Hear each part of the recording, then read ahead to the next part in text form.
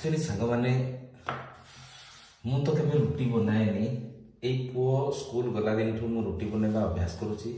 तो सांग मैंने देखंतु मो रुटी टी किभଳି ହେଇची मु तो बनाउची। देखंतु रुटी ए अटा को एक्चुअली मु काली ठारू बळी की फ्रिज रे रखी थी। तो फ्रिज रे रखिया भितरे वर्तमान देखंतु ताको खाली मु जस्ट बाहर 20-25 मिनिट कौन कली ना बाहर 20-25 मिनिट रखीदेवी कहीं भितरे फ्रिज भितरे जेहेतु थिला टाण थिला।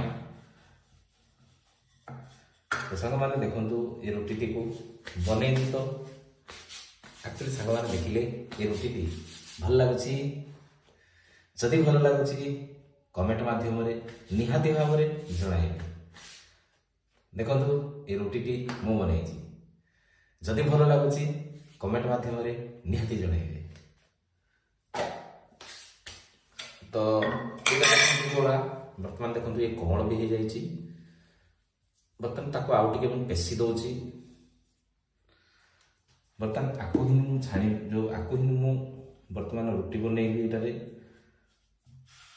तो बेसी अभ्यास नहले भी सांग माने जेतिके होची देखिबा केमती कोन होची।